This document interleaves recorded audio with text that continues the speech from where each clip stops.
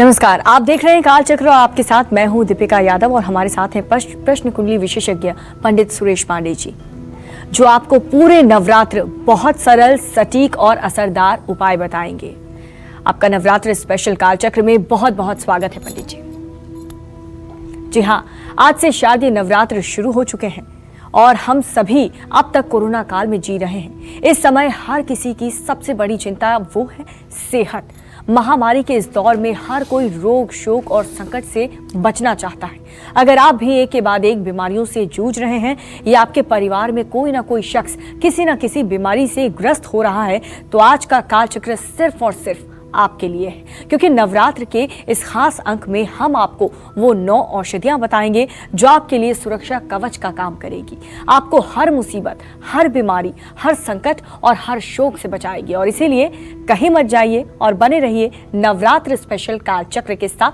इसके अलावा अगर आपका नवरात्र से जुड़ा कोई भी सवाल है तो आप हमें फोन कर सकते हैं। हमारा फोन नंबर है 0120-665-2411। चर्चा को शुरू करें उससे पहले आइए जानते हैं आज का शुभ मुहूर्त। 17 अक्टूबर 2020 दिन शनिवार।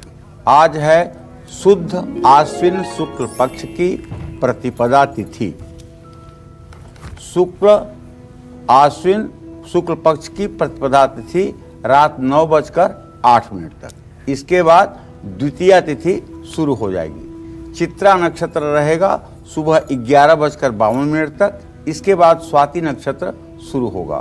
विषकुंभ योग रात 9:25 तक रहेगा। इसके बाद प्रीति योग शुरू होगा।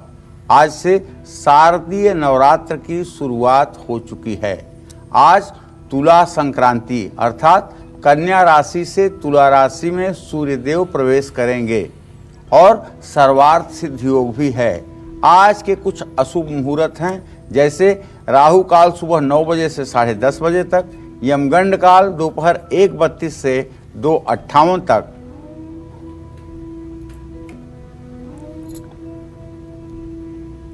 और पंडित जी, सबसे पहले आप हमें ये बताएं कि माँ दुर्गा और औषधियों का क्या कनेक्शन है, और साथ ही जिन लोगों को बेवजह डर सताता है, पेट में हमेशा तकलीफ रहती है, मन अशांत रहता है, बेचैन रहता है, उन लोगों को माँ के किस स्वरूप की पूजा करनी चाहिए, बताएं। इस त्रिलोकी में कोई ऐसी चीज नहीं है जो शक्ति से परे हो। इस त्रिलोकी में कोई ऐसी चीज नहीं है, जड़, चेतन, अस्थावर, जंगम, कोई ऐसी चीज नहीं है जो शक्ति के प्रभाव से अलग हो। शास्त्रों की मान्यता है कि मां दुर्गा इस धरती पर 9 जीवन रक्षक औषधियों के रूप में भी विराजमान रहती हैं। मां दुर्गा के 9 रूप और ये 9 औषधियां भक्तों को सभी रूपों से बचा करके संसार का कल्याण करती हैं। दुर्गति को जो दूर करता है उसका नाम है दुर्गा। दुर्गति को जो दूर करे उसका नाम है दुर्गा। तो 9 दुर्गा के इन 9 स्वरूपों को मार्कंडेय ऋषि की चिकित्सा पद्धति के रूप में भी जाना जाता है। चिकित्सा के इस विशेष महत्व को ब्रह्मा जी के उपदेश में दुर्गा कवच बताया गया है। ब्रह्मा जी के दुर्गा कवच में वर्णित 9 दुर्गा 9 औषधियों में व्याप्त हैं, और जिन लोगों को अकारण भय सताता है, जिन लोगों के आयु पर संकट है, जो लोग अल्पायु हैं या जिनकी जन्म कुंडली में मध्यायु योग बना हुआ है, या जिनके पेट में हर समय तकलीफ रहती है, जिनको अल्सर और पेप्टिक अल्सर की शिकायत है, इन सभी लोगों को चाहिए कि मां शैलपुत्री की उपासना जरूर करें। मां शैलपुत्री का रूप जिस औषधि में है वो है हरड़, जिसे हिमावती भी कहा जाता है। सुश्रुत संहिता में लिखा हुआ है, मां भी अपने बच्चे का अहित कभी कर सकती है, लेकिन हरड़ कभी किसी इंसान का अहित नहीं कर सकती है। अब इससे बड़ी बात हो भी क्या सकती है। उदर विकार के लिए हरड़ अमृत से कुछ भी कम नहीं है। मां शैलपुत्री की उपासना से न सिर्फ रोग दूर होता है बल्कि जन्म कुंडली में चंद्रमा भी मजबूत होता है। जिन लोगों की स्मरण शक्ति कमजोर है, जिनका मन मस्तिष्क कमजोर है, जिन लोगों को एसिडिटी गैस की समस्या है, ऐसे लोगों को मां ब्रह्मचारिणी की उपासना करनी चाहिए।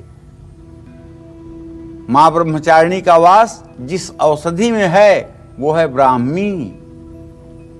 आपने बहुत बार नाम सुना होगा कि स्मरण शक्ति को तेज करने के लिए, दिमागी बीमारी को ठीक करने के लिए ब्राह्मी वटी का सेवन किया जाता है। ब्राह्मी को सरस्वती भी कहा गया है।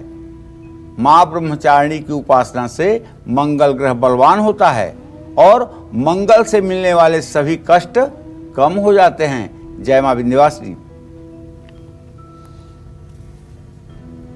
और चलिए अब बात करते हैं राशि अनुसार इस शारदीय नवरात्र मेष राशि वालों की कैसी रहेगी किस्मत, साथ ही मेष राशि वालों को पूरे नवरात्र कौन से उपाय करने चाहिए और बाकी कैसी आराधना करनी चाहिए, आइए जानते हैं। बताएं पंडित जी। आज नवरात्र, शारदीय नवरात्र की जब शुरुआत हुई है उस समय ग्रह गोचर ये है कि चंद्रमा और सूर्य दोनों तुला राशि में गोचर कर चुके हैं।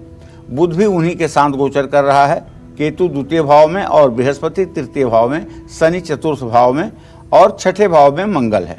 और फिर अगर देखा जाए तो 11वें भाव में शुक्र की स्थिति बनी हुई है। ऐसे में मेष राशि के जातकों के विवाह के योग बन रहे हैं। वैवाहिक जीवन सुखी रहेगा और आपके लंबित कार्य भी पूरे होंगे। जानते हैं 15 से 22 अक्टूबर के बीच नौकरी में सफलता मिलेगी, धन लाभ का योग बनेगा। मेष राशि वाले मां मंगला गौरी की पूजा आराधना करें। ओम महागौरी नमः इस मंत्र का यथासंभव जप करें। नवरात्र में पीला रंग आपके लिए शुभकारी होगा। नवरात्र में गुरुवार को अन्न का दान करना भी आपके लिए श्रेयस्कर होगा। जय मां विंध्यवासिनी। और चलिए अब बात करते हैं वृषभ राशि की। इस शारदीय नवरात्र वृषभ राशि वालों की कैसी रहेगी किस्मत, साथ ही वृषभ राशि वालों को पूरे नवरात्र कौन से उपाय करने चाहिए और मां की कैसी आराधना करनी चाहिए, आइए जानते हैं। बताएं पंडित जी। देखिए, ऐसा है कि अगर आपकी वृषभ राशि है तो इस शारदीय नवरात्र में आप सभी वृषभ राशि के जातकों को बताना चाहूंगा कि मां दुर्गा की संपूर्ण कृपा प्राप्त करने के लिए, मां दुर्गा की संपूर्ण कृपा प्राप्त करने के लिए, विरोधियों पर विजय प्राप्त करने के लिए, रोगों से छुटकारा के लिए और नौकरी में जिम्मेदारियां प्राप्त हों इसके लिए, राजनीति में भी आपको लाभ मिले इसके लिए, इस शारदीय नवरात्र में वृषभ राशि के जातकों को मां कात्यायनी के स्वरूप की पूजा उपासना करनी चाहिए। कात्यायन ऋषि के आश्रम में जो देवी प्रकट हुई थी उन्हीं का नाम कात्यायनी है। ये दुर्गा का एक नाम है। एक स्थव तद्भू नारी व्याप्त लोकम त्रयम त्रिषा, जिसने तीनों लोकों को व्याप्त कर रखा था।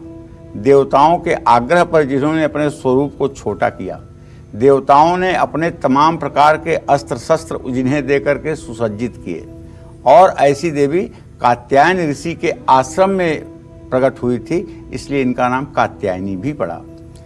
तो ओम ह्रीम क्लीम कात्यायन्यै नमः इस मंत्र का जप भी कर सकते हैं और कष्टों से मुक्ति के लिए सुंदरकांड का पाठ कर सकते हैं। सोमवार को चावल का दान भी आपके लिए लाभकारी होगा।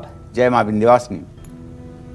और जिन लोगों को वात पित्त कफ से जुड़े रोग हैं, जिन लोगों को खून या फिर गैस से जुड़ी समस्या है, या फिर जिन लोगों के हृदय रोग हैं, उन सभी को इस शारदीय नवरात्र मां अम्बे के किस स्वरूप की उपासना करनी चाहिए और किन औषधियों का प्रयोग करना चाहिए, आइए जानते हैं। बताएं पंडित जी।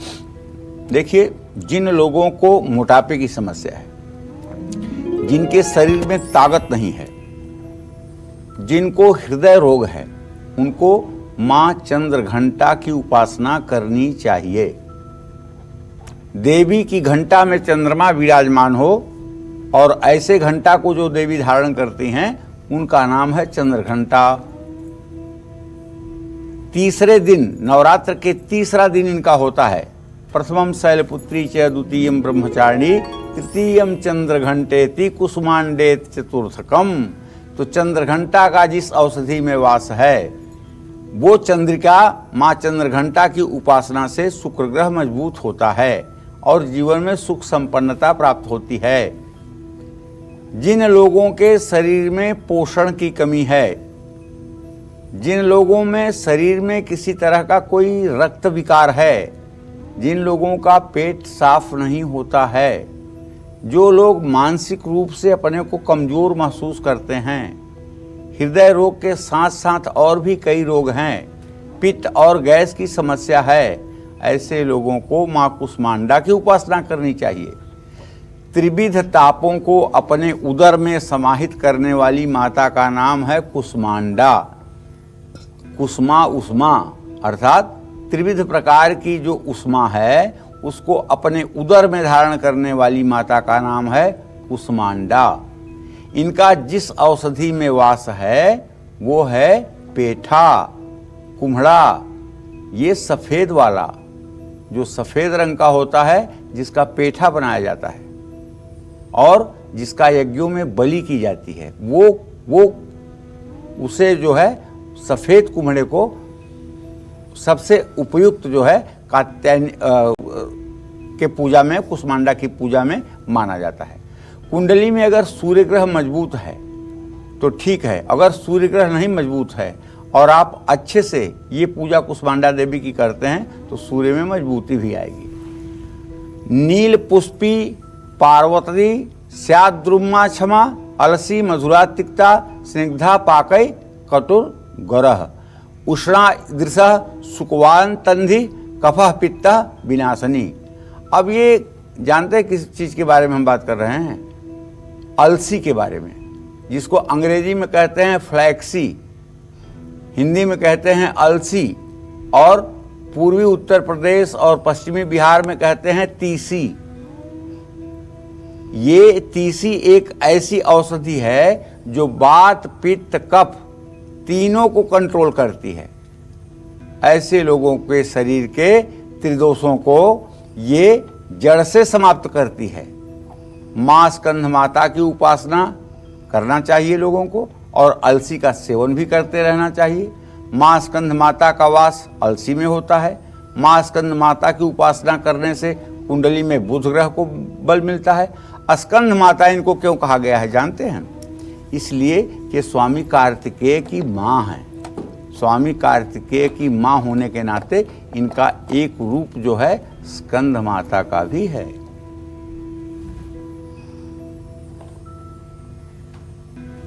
और अब बात मिथुन राशि की। इस शारदीय नवरात्र मिथुन राशि वालों की कैसी रहेगी किस्मत, साथ ही मिथुन राशि वालों को पूरे नवरात्र कौन से उपाय करने चाहिए और माँ की कैसी आराधना करनी चाहिए, आइए जानते हैं। बताएं पंडित जी। देखिए, मिथुन राशि के जातकों को तो यही बताना चाहूँगा कि आपका ग्रह गोचर ये है कि आपका राशि स्वामी बुध इस समय सूर्य चंद्रमा के साथ तुला राशि में गोचर कर रहा है। इस शारदीय नवरात्र में मिथुन राशि के जातकों पर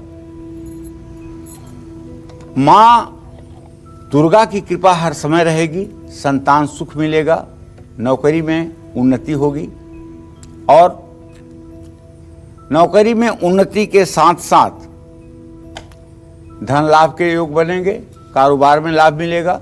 मिथुन राशि वालों को अपनी मेहनत का ध्यान रखना होगा। शारदीय नवरात्र में मिथुन राशि वाले ओम ह्रीम दुम दुर्गाय नमः इस मंत्र का जप करें। नवरात्र में हरा और नीला रंग आपके लिए शुभ रहेगा। नवरात्र में मंगलवार के दिन गुड़ का दान करना किसी धर्म स्थान में आपके लिए भाग्योदयकारी होगा। जय मां विंध्यवासिनी। और चलिए अब बात करेंगे कर्क राशि वालों की। इस शारदीय नवरात्र कर्क राशि वालों की कैसी रहेगी किस्मत, साथ ही कर्क राशि वालों को पूरे नवरात्र कौन से उपाय करने चाहिए और माँ की कैसी आराधना करनी चाहिए, आइए जानते हैं। बताएं पंडित जी। कर्क राशि का स्वामी चंद्रमा आज नवरात्र के पहले दिन तुला राशि में गोचर कर रहा है, तो ऐसे में कर्क राशि वालों के लिए ये शारदीय नवरात्र शुभ रहने वाला है, इसमें कोई संशय नहीं है। कर्क राशि के जातकों को अपनी माँ का सहयोग और प्रेम प्राप्त होगा। घर में सुख शांति रहेगी और कारोबार में मुनाफा भी होगा। वैभव और सुख समृद्धि बढ़ेगी। विद्यार्थियों को लाभ मिलेगा, काम में सफलता मिलेगी और मान सम्मान भी बढ़ेगा। उपाय आपके लिए मैं बताना चाहूँगा कि शारदीय नवरात्र में कर्क राशि के जातकों को माँ शिवाधात्री की आराधना करनी चाहिए। ओम नमः शिवाय का मंत्र जप कर सकते हैं। पीला और लाल रंग आपके लिए शुभकारी रहेगा। हर रोज एक मुट्ठी अन्न का दान पंछियों के लिए जरूर करना चाहिए, इसमें कोई संशय नहीं है। जय मां विंध्यवासिनी। और चलिए रुक कर लेते हैं हमारे कॉलर का। बिहार से हमारे साथ एक कॉलर जुड़ चुके हैं। आप अपना नाम बताएं और अपना सवाल पूछें।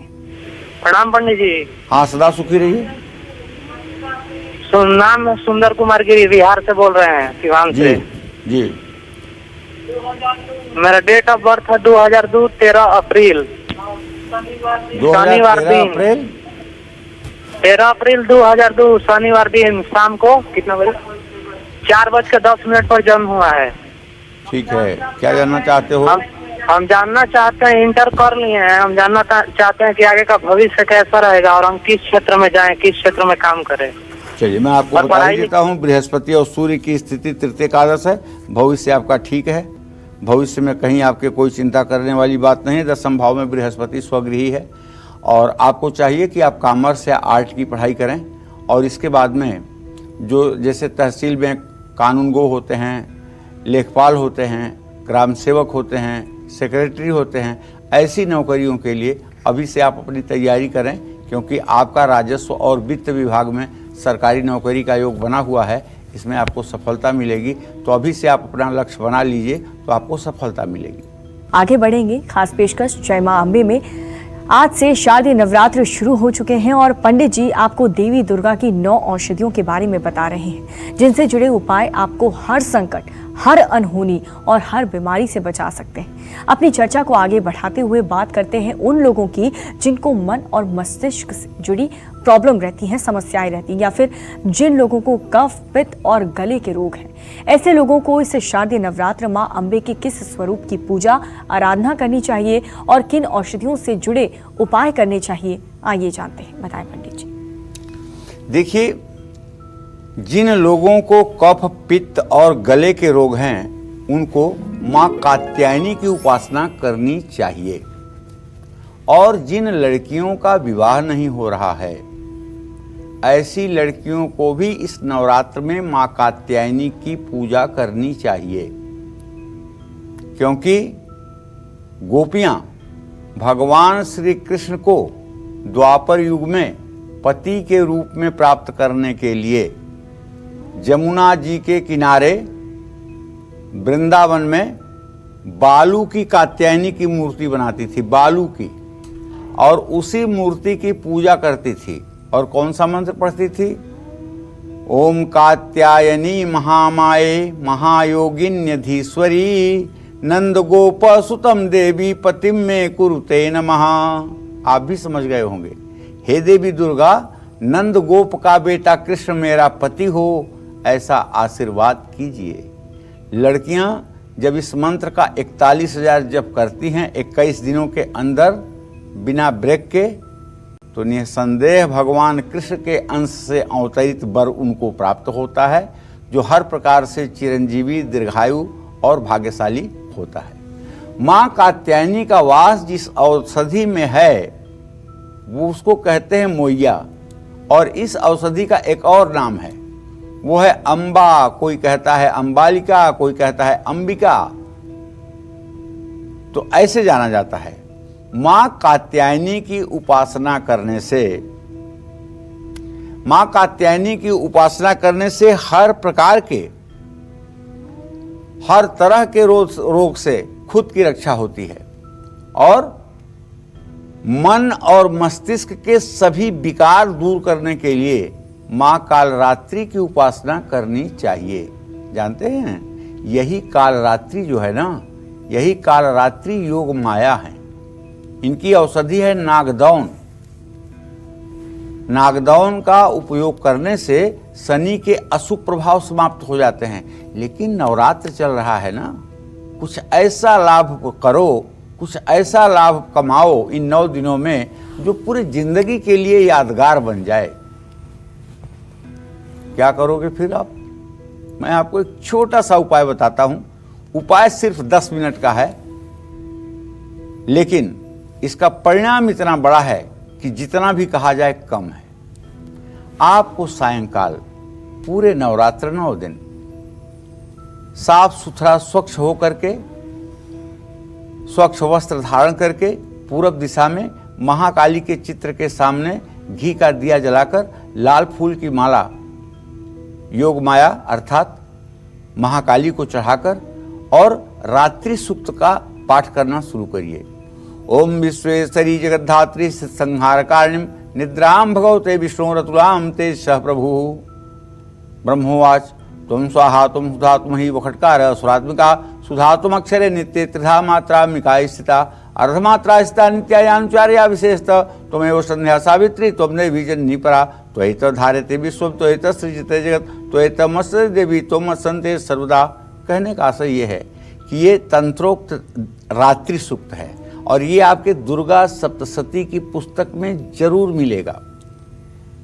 जादू टोने के अगर प्रभाव से जिंदगी नरक बन गई है, अदृश्य शक्तियों के द्वारा आप परेशान किए जा रहे हैं, तो इस शारदीय नवरात्र का लाभ उठाइए।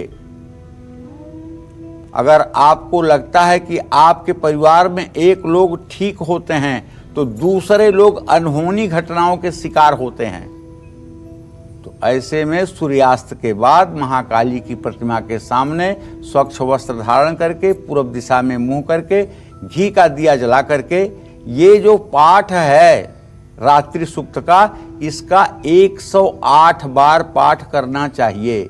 और इस क्रम में अगर पूरे नवरात्र आपने पाठ कर लिया तो कभी किसी प्रकार की भूत प्रेत पिशाच आत्मा जादू तंत्र मंत्र काला जादू किसी चीज का बुरा असर आपके परिवार पर नहीं पड़ सकता है और आप तो सुरक्षित हो ही जाएंगे।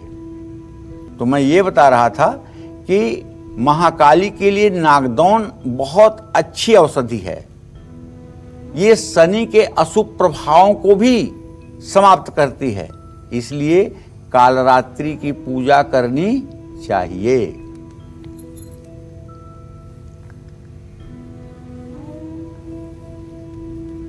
और चलिए अब जानेंगे सिंह राशि वालों की किस्मत आज कैसी रहने वाली है। इस शारदीय नवरात्र में पंडित जी सिंह राशि वालों को माँ के किस स्वरूप की पूजा करनी चाहिए? देखिए, सिंह राशि के जातकों को बताना चाहूंगा कि नवरात्र में माँ दुर्गा की कृपा से आप सभी सिंह राशि के जातकों का पराक्रम बढ़ेगा, भाई बहनों का सहयोग मिलेगा और मेहनत का फल मिलेगा। बच्चों की शादी को लेकर मन में चल रही हर उलझन दूर होगी। नौकरी से भी अच्छे अवसर प्राप्त होंगे। पिता का सहयोग और आशीर्वाद आपके साथ। उपाय आपको ये करना है कि शारदीय नवरात्र में सिंह राशि के जातक माँ भद्रकाली की उपासना करें। लाल रंग नवरात्र में आपके लिए शुभकारी होगा। नवरात्रि में रविवार के दिन गुड़ का दान करना भी आपके लिए श्रेयस्कर होगा। जय मां विंध्यवासिनी। देखिए, आज का कालचक्र बेहद खास है। खास इसीलिए क्योंकि आज से शारदीय नवरात्र की शुरुआत भी हुई, लेकिन इसी के साथ साथ पंडित जी 10 लॉकेट विजेताओं का ऐलान भी पंडित जी थोड़ी ही देर में करने वाले हैं। इसीलिए आप बने रहिए कालचक्र के साथ। बात करते हैं कन्या राशि वालों की। इस शारदीय नवरात्र कन्या राशि वालों की किस्मत कैसे रहने वाली है और वो साथ ही किस माँ के स्वरूप की आराधना करके अपना दिन और ये पूरा वक्त और भी ज्यादा बेहतर बना सकते हैं। तो चलिए, कन्या राशि के जातकों को बताना चाहूंगा। कन्या राशि के जातकों के ऊपर इस पूरे नवरात्रि में माँ दुर्गा की कृपा से सुख संपत्ति का लाभ मिलेगा। घर में सुख शांति आएगी। नवरात्रि में आप कारोबार से जुड़ा महत्वपूर्ण निर्णय लेंगे। काम तेजी से पूरा होगा। छात्रों को सफलता प्राप्त होगी और सेहत का साथ मिलेगा। कोई नया काम भी आप शुरू कर सकते हैं। शारदीय नवरात्र में कन्या राशि वाले माँ जयंती की उपासना करें। ओम जगदम्बिकाय नमः इस मंत्र का जप करें और हरा रंग आपके लिए शुभकारी होगा। जय मां विंध्यवासिनी। और चलिए चर्चा को आगे बढ़ाएंगे और जानेंगे कि जिन लोगों को रक्त विकार या फिर हृदय से जुड़ी समस्याएं रहती हैं पंडित जी, उन्हें किस तरीके के उपाय करने चाहिए, कौन सी औषधि से जुड़े उपाय करने चाहिए और साथ ही माँ के किस स्वरूप की आराधना करनी चाहिए। देखिए, ऐसा है, दवा और दुआ दोनों जब एक साथ मिल जाती है तो उसका प्रभाव जो होता है वो मानव जीवन के लिए परम कल्याणकारक होता है। और शक्ति की उपासना करने वाले धर्म, अर्थ, काम, मोक्ष चारों प्रकार के पुरुषार्थ को प्राप्त करते हैं।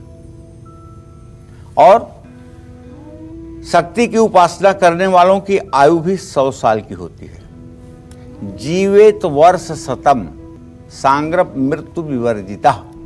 100 साल तक की आयु होती है। मृत्यु दूर दूर तक नहीं दिखाई देती है जो लोग भगवती की आराधना करते हैं। ऐसे में अगर आपको खून से जुड़ी कोई बीमारी है, आप इनेमिक हैं, आपका शुगर लेवल 6.7 पॉइंट है, 5 पॉइंट है, हृदय रोग है, तो आपको महागौरी की उपासना जरूर करना चाहिए। मां महागौरी का वास तुलसी में होता है। ऐसे में रोगों से मुक्ति पाने के लिए घर में तुलसी का पौधा ईशान कोण में जरूर लगाना चाहिए। मां महागौरी की उपासना करने से राहु ग्रह के अशुभ प्रभावों से मुक्ति मिलती है। बल, बुद्धि, विवेक के लिए मां सिद्धिदात्री की उपासना करनी चाहिए। मां सिद्धिदात्री का वास जिस औषधि में है वह है शतावरी। आपने नाम सुना होगा। जो व्यक्ति नियम से मां सिद्धिदात्री की उपासना करता है उसके सभी कष्ट दूर हो जाते हैं। मां सिद्धिदात्री की उपासना करने से केतु ग्रह के अशुभ प्रभावों से मुक्ति मिलती है। जय मां विंध्यवासिनी। और चलिए अब हम बात करेंगे तुला राशि वालों की। तुला राशि वालों की किस्मत इस शारदीय नवरात्र में कैसी रहने वाली है पंडित जी, और साथ ही माँ के किस स्वरूप की आराधना करने की जरूरत है ताकि उनके जीवन के जितने भी कष्ट हैं वो दूर हो जाए। देखो दीपिका, ये जो शारदीय नवरात्र है ना, बड़ा ही अनोखा है और खास करके कालचक्र वालों के लिए। पूछो क्यों? हम पहले से तो नहीं जानते थे कि नवरात्र शनिवार को आएगा जी, और ना हमने शनिवार को लॉकेट विजेता घोषित करने के लिए ये सोचकर कार्यक्रम बनाया था जी। लेकिन आज संयोग देखो, आज लोग अपने घरों में माता की स्थापना कर रहे हैं, माता का आवाहन कर रहे हैं। और आज कालचक्र के 10 ऐसे भाग्यशाली लोग हैं जिन्हें मां विंध्यवासिनी का लॉकेट स्वयं मिल रहा है। कितना बड़ा संयोग है। ये लॉकेट जिन लोगों के पास पहुंचेगा, मैं विश्वास के साथ कह सकता हूं, उन्हें इस लॉकेट की सुरक्षा करके और सदा सर्वदा अपने पास रखना चाहिए। हर शुभ कार्य में इसे धारण करना चाहिए।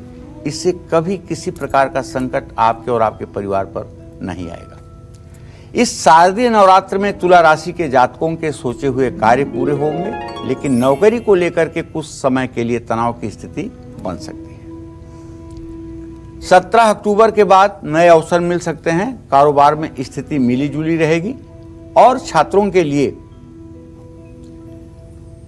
समय बहुत अच्छा है। 17 से 23 अक्टूबर के बीच कोई नया काम शुरू हो सकता है।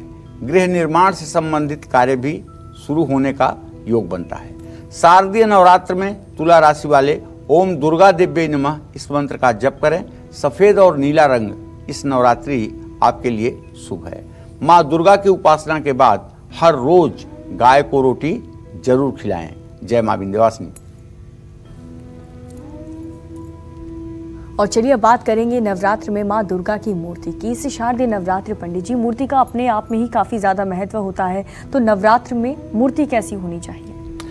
देखिए, नवरात्र में माँ दुर्गा की मूर्ति कैसी होनी चाहिए ये भी मैं आपको बताना चाहूँगा। माँ दुर्गा की मूर्ति मिट्टी, अष्टधातु, सोने या चांदी की हो तो शुभकारी होती है। माँ दुर्गा की ऐसी मूर्ति लाएं जिसमें अष्टभुजा हो, जिसमें माँ ने गदा, खड्ग, खड्ग तलवार, त्रिशूल, बाण, धनुष, कमल, ढाल, मुदगर ये सब धारण किए हों। माँ की मूर्ति पर चंद्रमा का चिन्ह हो और उनको त्रिनेत्र हो, 3 आंखें भी हों। मां को अष्टभुजाओं के शस्त्रों का क्या महत्व है ये भी आप जान लीजिए। मां दुर्गा को भगवान विष्णु से सुदर्शन चक्र प्राप्त हुआ। मां दुर्गा के हाथों में सुदर्शन चक्र रहता है जो जीवन में गति और क्रियाशील बनाने की प्रेरणा देता है। मां दुर्गा को भगवान शिव ने त्रिशूल प्रदान किया। त्रिशूल सत रज तम तीनों गुणों पर नियंत्रण रखने की सीख देता है। मां दुर्गा को वरुण देव से शंख प्राप्त हुआ। मां दुर्गा के हाथ में शंख पवित्रता का प्रतीक है। मां दुर्गा को पवन देव ने धनुष बाण दिया। मां दुर्गा के हाथ में धनुष और बाण ऊर्जा और एकाग्रता का प्रतीक है। मां दुर्गा को यमराज से तलवार, ढाल और दंड प्राप्त हुआ। मां दुर्गा के हाथों में तलवार की चमक ज्ञान का प्रतीक है। मां दुर्गा के हाथ में ढाल आपको हर तरह के दुर्गुणों से बचाती है।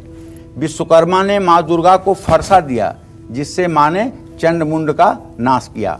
मां दुर्गा के हाथ में कमल का फूल विपरीत परिस्थितियों में भी डटे रहने की प्रेरणा देता है। जय मां विंध्यवासिनी।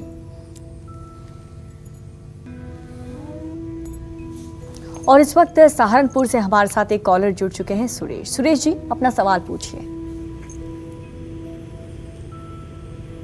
सुरेश जी, आपको आवाज मिल रही है?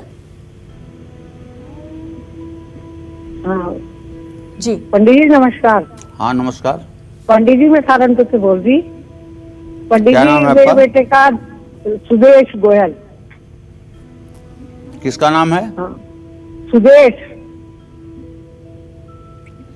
एक तो आप लोगों का फोन बहुत मुश्किल से लगता है, उसका सही आप लोग लाभ नहीं उठा पाते। आप लोग ऐसा बोलिए कि यहाँ ठीक से सुनाई पड़ जाए। नाम ऐसा बोलिए और प्रश्न करिए, ज़्यादा समय तक समय मत खराब करिए। और चलिए अब बात करेंगे वृश्चिक राशि वालों की। पंडित जी, इस शारदीय नवरात्र वृश्चिक राशि वालों की किस्मत कैसी रहने वाली है और साथ ही कौन से वो उपाय हैं जो करने से इनके जीवन में सुख शांति बनी रहेगी? देखिए, इस शारदीय नवरात्र में वृश्चिक राशि वालों को कारोबार में लाभ मिलेगा, लेकिन सेहत को लेकर के सतर्क रहें। अनावश्यक खर्चों से बचें, परिवार में क्लेश ना होने दें। उपाय की जहाँ तक बात है तो शारदीय नवरात्र में वृश्चिक राशि वाले ओम महागौरी नमः मंत्र का जप करें। नवरात्र में पीला रंग आपके लिए शुभकारी है। हर रविवार को गुड़ का दान करें। हर मंगलवार शनिवार को सुंदर कांड का पाठ करें। जय मां विंध्यवासिनी। और चलिए वो वक्त आ गया है, जानेंगे पंडित जी से कि कौन है वो 10 लॉकेट विजेता जिन्हें ये प्राप्ति हुई है। पंडित जी, तो चलिए, आज इस महान पुण्य के अवसर पर जिन 10 लकी विजेताओं के नाम की घोषणा हुई है उसमें पहले हैं अंश सिंह, बस्ती उत्तर प्रदेश से। शारदीय नवरात्र का पहला दिन और आदि शक्ति जगतजननी जगदम्बा विंध्यवासिनी का लॉकेट आपको मिले और वो भी भाग्य से मिले, यह अपने आप में बहुत बड़ी बात है। आपको हमारी ढेर सारी शुभकामनाएं। गजेंद्र राठौर हैं भीलवाड़ा राजस्थान से, ये दूसरे लकी लॉकेट विजेता हैं, आपको भी शुभकामना। राजकुमार हैं अमृतसर पंजाब से, राजकुमार जी आपका जीवन मंगलमय हो। प्रवीण मिश्रा हैं पंचकुला हरियाणा से, आपको भी शुभकामना। माधवराव कापुड़े नांदेड़ महाराष्ट्र से हैं और राजवेंद्र कौर होशियारपुर पंजाब से हैं, इन्हें भी शुभकामना। प्रेम ताराचंद सिधवा ये थाने महाराष्ट्र से हैं। अजय अरोड़ा लुधियाना पंजाब से हैं और दक्ष लालवानी ये भोपाल मध्य प्रदेश से हैं। सूरज सेठ बेंगलुरु कर्नाटका से हैं। ये 10 लोग लकी लॉकेट विजेता बनाए गए हैं। आप निराश न हो अगर आपका नाम नहीं आया है, आप भी ईमेल करें, आप भी लकी लॉकेट विजेता बनने के अधिकारी बनेंगे। चलिए अब बात करते हैं धनु राशि की। इस शारदीय नवरात्रि धनु राशि वालों की किस्मत कैसी रहने वाली है पंडित जी? देखिए, इस शारदीय नवरात्र में धनु राशि के जातकों पर मां अंबे की कृपा रहेगी। परिवार में सुख शांति रहेगी, चिंताएं दूर होंगी। नौकरी में आपको कोई नई जिम्मेदारी मिल सकती है जिसके कारण थोड़ा सा तनाव बढ़ सकता है। विद्यार्थियों के लिए समय पहले से अच्छा रहने वाला है। रुके हुए सरकारी काम भी पूरे होने के आसार हैं। आज इस शारदीय नवरात्र में आपको धनु राशि के जातक ओम दुम दुर्गाय नमः इस मंत्र का जप करना चाहिए, भगवती दुर्गा की आराधना करनी चाहिए और पूरे शारदीय नवरात्र लाल रंग आपके लिए शुभकारी होगा। अगर लाल रंग के आप वस्त्र पहन करके माता की आराधना करेंगे तो शायद इससे आपकी और भी मनोकामना जल्दी पूरी होगी। जय मां विंध्यवासिनी। और इस वक्त हमारे साथ कॉलर कपिल जुड़ चुके हैं लखीमपुर खीरी से। कपिल जी, क्या जानना चाहते हैं आप? मैं ये जानना चाहता हूँ पंडित जी से, पंडित जी चरण पर स्वीकार करें। हाँ, सदा सुखी रहिए। क्या मैं ये जानना चाहता हूँ पंडित जी, मेरा जन्म 21 सितंबर 1978 है। एक सरकारी काम के लिए मैंने नौकरी के लिए आवेदन कर रखा है जी। मैं जानना चाहता हूँ क्या मुझे इसमें नौकरी में काम मेरा मिल जाएगा? देखिए, ऐसा है कि शुक्र और शनि दोनों बैठे तो छठे आठवें हैं, संभावना तो बहुत ही कमज़ोर है। अगर हम कहें कि संभावना 5% है तो कोई इसमें गलत बात नहीं होगी। तो उसके अलावा भी आपको कोई दूसरा काम सोचते रहना चाहिए जिससे आपकी आजीविका का ठीक ढंग से निर्वाह हो। और चलिए अब बात करेंगे मकर राशि वालों की। पंडित जी, इस शारदीय नवरात्र मकर राशि वालों को किस माँ के स्वरूप की आराधना करनी चाहिए और साथ ही इनकी किस्मत कैसी रहेगी? देखिए, इस शारदीय नवरात्र में जो मकर राशि के जातक हैं इनको थोड़ा सा तनाव बढ़ने वाला है। तनाव बढ़ने के आसार दिखाई दे रहे हैं। अनावश्यक खर्च बढ़ेगा, सेहत का ध्यान रखना होगा, कारोबार में सफलता प्राप्त होगी और नौकरी पेशा लोगों को अपनी तरक्की और अपने काम से बहुत खुशी मिलेगी। इस नवरात्र मकर राशि के जातक माँ के शक्ति स्वरूप की उपासना करें। ओम दैत्य मर्दिनी नमः इस मंत्र का यथासंभव जप करें। और मकर राशि वालों का शुभ रंग रहेगा हरा। नवरात्र में हर दिन आपको अन्नदान करना चाहिए। शनिवार को हनुमान बाहु का पाठ भी करना चाहिए। जय मां विंध्यवासिनी। और इस वक्त होशियारपुर पंजाब से हमारे साथ एक कॉलर जुड़ चुकी हैं, परमिंदर कौर। परमिंदर जी, अपना सवाल पूछिए।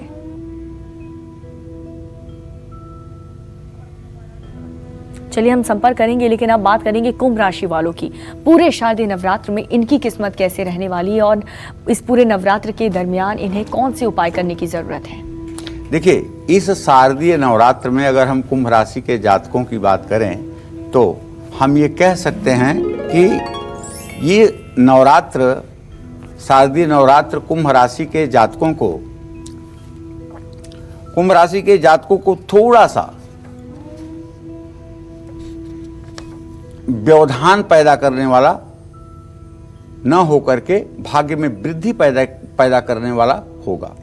परिवार और कार्यक्षेत्र में सभी का सहयोग मिलेगा। हालांकि इस समय व्यक्ति से विवाद भी संभव है, तो आप इससे सतर्क रहें। अपने किसी ड्रीम प्रोजेक्ट पर आपका काम भी शुरू हो सकता है। छात्रों को पढ़ाई में सफलता भी मिल सकती है। तो इस शारदीय नवरात्र में कुंभ राशि के जातकों को माँ चामुंडा की उपासना करनी चाहिए। ओम चामुंडाय नमः इस मंत्र का नवरात्र में जप करना चाहिए। पूरे नवरात्र आपके लिए हरा रंग अच्छा है। नवरात्र में शनिवार के दिन तिल का दान करना चाहिए। हनुमान जी की पूजा करनी चाहिए। जय मां विंध्यवासिनी। आज से शारदीय नवरात्र शुरू हो चुके हैं। ऐसे में हम सभी को इस शारदीय नवरात्र कैसे करनी चाहिए, मां अम्बे की आरती आइए जानते हैं। बताएं पंडित जी। आरती के बारे में हम आपको यही कहना चाहेंगे कि स्कंद पुराण में कहा गया है कि अगर कोई व्यक्ति मंत्र नहीं जानता है, पूजा विधि नहीं जानता है, लेकिन सही विधि विधान से आरती कर लेता है तो देवी देवता उसी पूजा को पूर्ण स्वीकार कर लेते हैं। नवरात्र में हर रोज सुबह और शाम हम सभी को अपने घरों में माँ दुर्गा की आरती जरूर करनी चाहिए। आरती करने से हर तरह के दोष और पाप खत्म हो जाते हैं। हर पूजा में पूरा परिणाम पाने के लिए सबसे बाद में आरती की जाती है। आरती करने वालों पर माँ दुर्गा की हमेशा अनुकंपा बनी रहती है। लेकिन माँ दुर्गा की आरती की सही विधि क्या है, ये भी तो जान लीजिए। माँ दुर्गा की आरती करने वाले व्यक्ति को मानसिक शांति मिलती है। ऐसा व्यक्ति जीवन में हर बुराई से दूर रहता है। मां दुर्गा की 14 बार आरती घुमाकर आरती करनी चाहिए। 4 बार चरणों में 2 बार नाभि पर, 1 बार मुख पर, 7 बार माँ दुर्गा के पूरे शरीर पर आरती करिए। और माँ दुर्गा की आरती करते समय दीपक में हमेशा बत्तियां या कपूर जला करके रखिए। ये संख्या विषम होनी चाहिए। माँ दुर्गा की आरती करते समय 5 चीजें बहुत जरूरी हैं, जिसमें आरती दानी, गंगा जल, शंख, साफ कपड़ा, आम या पीपल के पत्ते। तो माँ दुर्गा की आरती करने के बाद दोनों हथेलियों को पहले ऐसे दीपक के ऊपर ले जाकर ऐसे ऐसे भगवान की तरफ, देवी की तरफ अपने हाथ को आगे बढ़ाएं ताकि आरती उधर जाए। फिर बाद में आरती के ऊपर से हाथ घुमाकर माथे पर लगाएं और वो हाथ दोनों अपने आँख, मुंह, नाक पर जो है चिपका लें। बहुत ही शांति मिलेगी इस आरती करने के विधान से। तो आरती करने से ही माँ दुर्गा प्रसन्न होती हैं। आरती देखने से भी बहुत फल मिलता है। अगर आप आरती नहीं कर पा रहे हैं और किसी सामूहिक पूजा में हैं, आप आरती देख रहे हैं, खड़े होकर के ताली बजा रहे हैं, आरती गा रहे हैं, तो भी आपको आरती करने जितना ही फल प्राप्त होगा। और इस वक्त हमारे साथ कॉलर जुड़ चुकी हैं इंदौर से गायत्री। गायत्री जी, क्या जानना चाहती हैं आप? जी नमस्कार पंडित जी। हाँ, सदा सुखी रहिए। मेरा नाम गायत्री मिश्रा है, मैं इंदौर से बोल रही हूँ। मैं मेरे पति के बारे में जानना चाहती हूँ। उनका डेट ऑफ बर्थ है 13/7/82। उनकी नौकरी स्थायी नहीं रहती पंडित जी। हमारे यहाँ बहुत लक्ष्मी की अभाव है। चलिए गायत्री जी, मैं आपको बता देता हूँ, आपके घर में लक्ष्मी की बरसात हो, इसके लिए आज नवरात्र के पहले दिन से श्री सूक्तम के सुबह शाम पाठ करना शुरू करिए। माँ के सामने घी का दिया जलाना शुरू करिए और माँ का आवाहन करिए कि हे माँ, अगर आपने जन्म दिया है, अगर आपने जीवन दिया है, तो आप मेरे हृदय में विराजमान हो जाओ और जिस तरह से मेरा जीवन कल्याणकारी हो सके वैसा मुझे मन में आकर के दिशा निर्देश करिए। इस तरह का आवाहन करने पर आपका कल्याण होगा। तो कार्यक्रम में आगे बढ़ेंगे, मीन राशि वालों के बारे में हम जानेंगे, लेकिन उससे पहले हमारे साथ एक और कॉलर बाराबंकी से रविंद्र जुड़ चुके हैं। रविंद्र जी, अपना सवाल पूछिए। हाँ पंडित जी प्रणाम। हाँ, सुखी रहिए। ये रविंद्र कुमार शर्मा बोल रहे हैं पंडित जी। जी हाँ पंडित जी, हमारा एक सवाल ये है पंडित जी कि आज से हमने नवरात्र शुरू किया है जी। और आपने ये भी बताया था कि दुर्गा जी के बाद शंकर जी की आराधना जरूर करनी चाहिए। हमने दोनों कार्य कर लिया पंडित जी। हमारा सवाल ये है कि हम कर्ज से बहुत परेशान है पंडित जी। तो चलिए, कर्ज से परेशान है तो कोई बात नहीं, कर्ज से परेशान है तो कोई बात नहीं। 7 बार ऋण मोचन मंगल स्तोत्र का पाठ करिए और श्री सूक्तम के जो पाठ हैं उनका 16 बार सुबह, 16 बार शाम को पाठ करना आज से शुरू करिए और 100 दिनों तक लगातार 16 बार सुबह, 16 बार श्री सूक्तम के शाम को पाठ करने से आप निश्चित रूप से आपकी आर्थिक स्थिति अच्छी हो जाएगी और कर्ज उतारने में आप सफल हो पाएंगे। और चलिए अब बात करेंगे मीन राशि वालों के बारे में, उनकी किस्मत कैसी रहने वाली है पंडित जी? देखिए, शारदीय नवरात्र में मीन राशि वालों को कारोबार में लाभ मिलेगा, नौकरी में आपको कोई नई जिम्मेदारी मिलेगी, धन लाभ होगा। लेकिन इसके साथ ही मीन राशि वालों को अपने विरोधियों से भी सतर्क रहना होगा। नवरात्र में मीन राशि वालों को संभल कर वाहन चलाना होगा। नवरात्र में मीन राशि वालों को माँ तुलजा भवानी की उपासना करनी चाहिए। तुलजा दिव्य नमः मंत्र का जप करना चाहिए। नवरात्र में सफ़ेद और लाल रंग का इस्तेमाल आपके लिए शुभकारी होगा। नवरात्र में गुरुवार के दिन चने की दाल का दान करें, भगवान शिव की उपासना करें। जय माँ विंध्यवासिनी। और चलते चलते पंडित जी, आप अपने कालचक्र के दर्शकों को क्या बताएंगे ये शारदीय नवरात्र के बारे में? किन बातों का उन्हें ख्याल रखने की जरूरत है? 9 दुर्गा के इन 9 दिनों में संसार की समस्त स्त्रियों में देवी को देखने की कोशिश कीजिए, समस्त विद्याओं में देवी को देखने की कोशिश कीजिए और 24 घंटा माँ का चिंतन अपने मन में रखिए। काम चाहे जो करिए, दूसरों की मदद और भलाई के बारे में भी सोचिए। तो उम्मीद करते हैं कि आपको आज का हमारा जो विषय है वो काफी पसंद आया होगा। कल फिर हम हाजिर होंगे एक नए विषय के साथ। तब तक आप देखते रहिए कालचक्र और इस वक्त पूरी टीम को दीजिए इजाजत। नमस्कार। नमस्कार, मैं हूं मानक गुप्ता। अगर आपको हमारा ये वीडियो पसंद आया हो तो इसे लाइक और शेयर जरूर करें और हाँ, हमें सब्सक्राइब और फॉलो करना ना भूलें ताकि आप देश और दुनिया की कोई खबर मिस ना करें। तो जुड़े रहिए हमारे साथ और देखते रहिए न्यूज़ 24।